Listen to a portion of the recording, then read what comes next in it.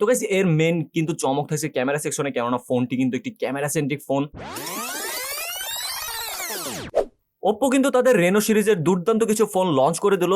তো guys Oppo Reno 10 সিরিজটি কিন্তু ইন্ডিয়াতে রিসেন্টলি লঞ্চ হয়ে গিয়েছে এবং 3টি ফোন লঞ্চ করেছে। একটি হচ্ছে Reno 10, Reno 10 Pro এবং Reno 10 Pro Plus।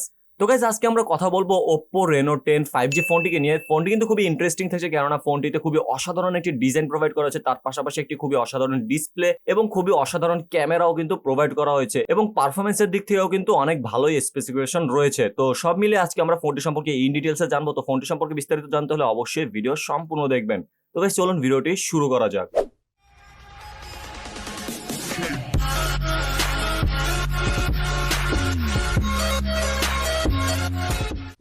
First of all guys আমরা যদি ফোনটির ডিজাইন সম্পর্কে কথা বলি, তো Oppo Reno সিরিজের কিন্তু মূল প্রায়োরিটি থাকে এর ডিজাইন এবং এর ক্যামেরা সেকশন এবং এর ডিসপ্লে সেকশনে। তো ডিজাইনের দিক থেকে কিন্তু Reno সিরিজ কখনোই কমতি রাখে না, তেমনই কিন্তু Oppo Reno 10 5G এই ফোনটিতেও কোনো রকমের কমতি নেই, কেননা ফোনটি খুবই গর্জিয়াস লুকিং এর এবং দেখলে আপনাদের পছন্দ হয়ে যাওয়ার মতো। এবং ফোনটি কিন্তু দুটি কালার ভেরিয়েন্টে পাওয়া যায়, একটি হচ্ছে আইস ব্লু এবং সিলভারি গ্রে। তো এই দুটি কালার কিন্তু খুবই অসাধারণ, বিশেষ করে আইস ব্লুটি কালার শিফটিং করে, যার মাধ্যমে কিন্তু দেখতে খুবই দুর্দান্ত লাগে। ব্যাক সাইডে কিন্তু আমরা খুবই সুন্দর একটি ক্যামেরা কাটআউট দেখতে পারবো, যেখানে কিনা ট্রিপল ক্যামেরা সেটআপ এবং একটি এলইডি ফ্ল্যাশও রয়েছে। তো ব্যাক সাইডে কিন্তু কিছুটা একটু ম্যাট ফিনিশের ভিতরে, তো ফিঙ্গারপ্রিন্টটা তেমন একটা পড়ে না। এবং সামনের দিকে আসলে কিন্তু আমরা একটি কার্ভ ডিসপ্লে দেখতে পারবো, যাতে কিনা পাঁচল সেলফি ক্যামেরা প্রোভাইড করা হয়েছে। তো গাইস এর বিল্ড কোয়ালিটিও কিন্তু যথেষ্ট ভালো থাকছে। এবং ফোনটির ডিসপ্লের দিকে যদি আমরা আসি, তখন আমরা একটি Asahi glass AGC Dragontrail star 2 protection দেখতে পারবো এর ডিসপ্লে সেকশনে। What? গাইস এটা কি আমি নিজেও জানি না, একটু গুগল করে দেখতে পারেন। देखा आपने लापरवाही का नतीजा है। এছাড়া ফোনটি কিন্তু খুবই হালকা এবং খুবই থিক করা হয়েছে, অর্থাৎ ফোনটির ওয়েট থাকছে মাত্র 185 গ্রাম এবং এর থিকনেস থাকছে 8 মিলিমিটার। তো গাইস ফোনটির থিকনেস কিন্তু অনেকটাই কম থাকছে এবং ওয়েটটি অনেক কম হয় এবং ওয়েট ডিস্ট্রিবিউশনটি অনেকটা দুর্দান্ত লেভেলে করা হয়েছে, যার কারণে কিন্তু আপনারা ফোনটি ওয়ান হ্যান্ডে ইজিলি ইউজ করতে পারবেন কোনো রকমের সমস্যা ছাড়াই। এবং খুবই প্রিমিয়াম টাইপেরই কিন্তু আপনাদের লাগবে ফোনটি দেখে এবং ফোনটি ইউজ করে ওয়ান হ্যান্ডে। গাইস ফোনটির পোর্টস এন্ড বাটন সম্পর্কে কথা বলতে গেলে, ফোনটির নিচের দিকে গেলে আমরা পেয়ে যাবো একটি স্পিকার গ্রিল, এছাড়া একটি টাইপ সি চার্জিং পোর্ট, একটি মাইক্রোফোন এবং একটি সিম কার্ড ট্রে, যাতে কিনা আমরা একটি হাইব্রিড সিম কার্ড স্লট দেখতে পারবো, যেখানে কিনা দুটি সিম কার্ড অথবা একটি সিম কার্ড একটি মেমোরি কার্ডের সাপোর্ট পেয়ে যাব। উপরের দিকে গেলে আমরা দেখতে পারবো আরো একটি স্পিকার গ্রিল, এছাড়া নয়েজ ক্যান্সেলেশন মাইক্রোফোন এবং আইআর ব্লাস্টার। তো গাইস এই প্রাইস পয়েন্টে কিন্তু গাইস প্রথমত বলে নি যে ফোনটি কিন্তু ইন্ডিয়াতে 30 থেকে 32 হাজার রুপিতে লঞ্চ হয়েছে, অর্থাৎ বাংলাদেশে মোটামুটি 40,000 টাকার মধ্যে কিন্তু আসবে আনঅফিসিয়ালি। তো আমরা এই 40,000 টাকা পার্সপেক্টিভে রেখে ফোনটিকে আমরা বিবেচনা করবো যে 40,000 টাকা প্রাইস পয়েন্টে এখন যত ফোন আছে তার সাথে কতটুকু মিল রয়েছে। তো গাইস ফোনটির রাইট সাইডে কিন্তু আমরা পেয়ে যাবো একটি ভলিউম আপ ডাউন বাটন এবং পাওয়ার অন অফ বাটন। তো এখানে কিন্তু কোনো ফিঙ্গারপ্রিন্ট সেন্সর নাই, ফিঙ্গারপ্রিন্ট সেন্সর রয়েছে এর ইন ডিসপ্লেতে, যা কিনা যথেষ্ট ফাস্ট এবং অ্যাকুরেট। তো ফোনটির সাউন্ড কোয়ালিটি কিন্তু যথেষ্ট ভালো, ডুয়েল স্টোরি স্পিকার ইউজ করা হয়েছে, যথেষ্ট লাউড এবং যথেষ্ট বেস কিন্তু একটি প্রোভাইড করছিল। তো সাউন্ড কোয়ালিটি থেকে আপনারা যথেষ্ট স্যাটিসফাইড থাকবেন।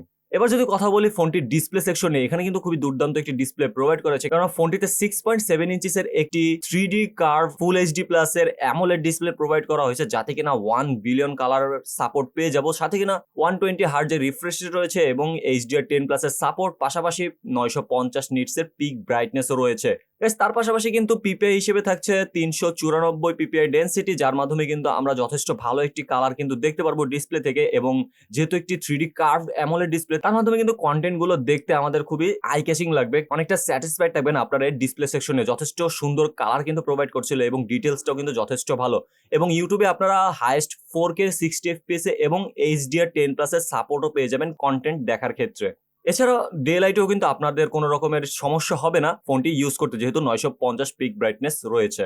এছাড়া গাইস ডিসপ্লেটি কিন্তু আরো একটু সুন্দর দেখায়, কেননা এর ভেজেল এবং চিন এরিয়াটি কিন্তু যথেষ্ট ঠিক করা হয়েছে, যার কারণে ডিসপ্লেটি আরো অনেকটাই প্রিমিয়াম লাগে দেখতে। তো গাইস এর মেন কিন্তু চমক থাকছে ক্যামেরা সেকশনে, কেননা ফোনটি কিন্তু একটি ক্যামেরা সেন্ট্রিক ফোন এবং এর ক্যামেরা কিন্তু দুর্দান্ত ফিচার্স এবং স্পেসিফিকেশন রয়েছে। তো সেই সম্পর্কে কথা বলবো, তার আগে জেনে নি ফোনটির স্পেসিফিকেশনে কি কি রয়েছে, অর্থাৎ পারফরমেন্স সেকশনে। গাইস ফোনটিতে কিন্তু মিডিয়াটেক ডায়মেনসিটি 7050, যেটি কিনা একটি 6 নানোমিটার আর্কিটেকচারে বিল্ড করা অক্টা কোর প্রসেসর, এবং যাতে জিপিইউ হিসেবে থাকছে মালি G68MC।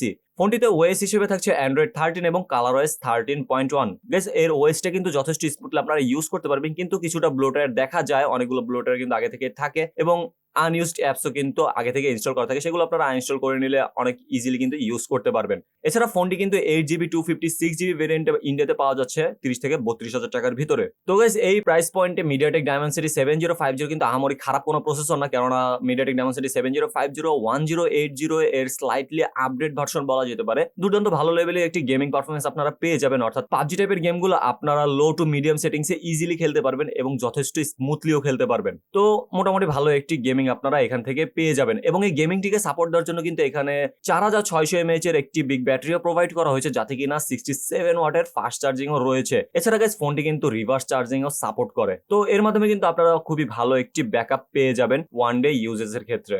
এছাড়া গাইস ফোনটিতে কিন্তু আপনারা 3.5mm হেডফোন জ্যাকটি পাবেন না, এছাড়া এনএফসি এর সাপোর্ট পেয়ে যাবেন, ডুয়েল ব্যান্ড ওয়াইফাই, এছাড়া ব্লুটুথ 5.2 এরও সাপোর্ট পেয়ে যাবেন। এছাড়া ফোনটি কিন্তু জাইরো সাপোর্টেড, অর্থাৎ আপনাদের গেম টেম খেলতে গেলে একটু জাইরো একটু সাপোর্ট পেয়ে যাবেন।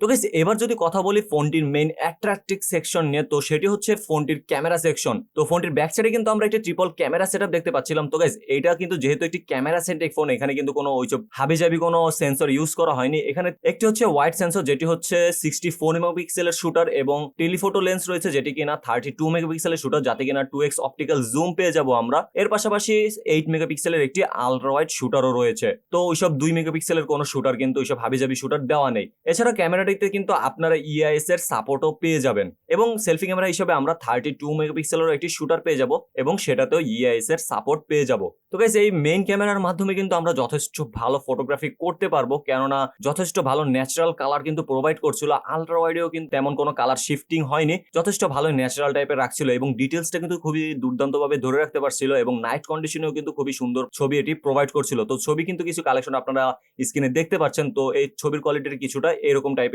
হয়ে থাকবে। এছাড়া টেলিফোটোতে যেহেতু আমরা 2x অপটিক্যাল জুম পেয়ে যাচ্ছি, এর মাধ্যমে কিন্তু আমরা পোর্ট্রেট ফটোগ্রাফি কিন্তু খুবই দুর্দান্ত লেভেলে করতে পারবো। তো গাইস এই মেইন ক্যামেরার মাধ্যমে কিন্তু আমরা হাইয়েস্ট 4K 30 FPS এ ভিডিও শুট করতে পারবো, কিন্তু তখন আমরা ইআইএস এর সাপোর্ট পাবো না, একমাত্র 1080p তে আমরা ইআইএস এর সাপোর্ট পেয়ে যাব। এছাড়া সেলফি ক্যামেরা যেহেতু 32 মেগাপিক্সেলের রয়েছে, এর মাধ্যমে কিন্তু আমরা যথেষ্ট ভালো রকমের সেলফি ক্লিক করতে পারবো ইনডোর আউটডোর সব ক্ষেত্রেই, এবং এটি স্ক্রিন টোনটা কিন্তু যথেষ্ট ন্যাচারাল রাখার ট্রাই করে এবং ডিটেলসেরও কোনো ঘাটতি হতে দেয় না। এবং এর মাধ্যমে কিন্তু আমরা 1080তে 30 FPS পর্যন্ত ভিডিও শুট করতে পারবো, যাতে কিনা ইআইএস এরও সাপোর্ট দেখতে পারবো। তো গাইস ক্যামেরার দিক থেকে কিন্তু কোনো রকমের কোনো সমস্যা থাকবে না, যেহেতু এটি ক্যামেরা সেন্ট্রিকই স্মার্টফোন। Oppo Reno সিরিজ কিন্তু যথেষ্ট প্রায়োরিটি দিয়ে থাকে এর ক্যামেরা সেকশনটিকে, তো এইখানেও কিন্তু যথেষ্ট ভালো টাইপের ক্যামেরা প্রোভাইড করা হয়েছে এবং এই বাজেট সেগমেন্টও যে 40,000 টাকা যদি আসে বাংলাদেশে আনঅফিসিয়ালি, তো একেবারে কিন্তু ফোনটি খারাপ হবে না, কেননা এর পারফরমেন্স সেকশনটিকে মোটামুটি ভালোই থাকছে এবং এর ডিজাইনটা কিন্তু খুবই অসাধারণ থাকছে। তার পাশাপাশি ডিসপ্লের দিক থেকে আমরা ভালো একটি ব্যাকআপ পেয়ে যাব এবং ক্যামেরার দিক থেকে তো অসাধারণ পারফরমেন্স থাকছেই। তো গাইস এই ফোনটি সম্পর্কে আপনারা আপডেট প্রাইস এবং আপডেট লঞ্চিং ইভেন্ট সম্পর্কে সবকিছু বিস্তারিত জানতে পারবেন আমাদের ডেসক্রিপশন বক্সে অথবা আমাদের ফেসবুক পেজে। তো অবশ্যই ফলো করে রাখবেন এবং ভিডিওটি যদি ভালো লেগে থাকে অবশ্যই একটি লাইক করে দিবেন। তো গাইস দেখা হবে পরবর্তী কোনো এক ভিডিওতে, ততক্ষণ পর্যন্ত খোদা হাফেজ।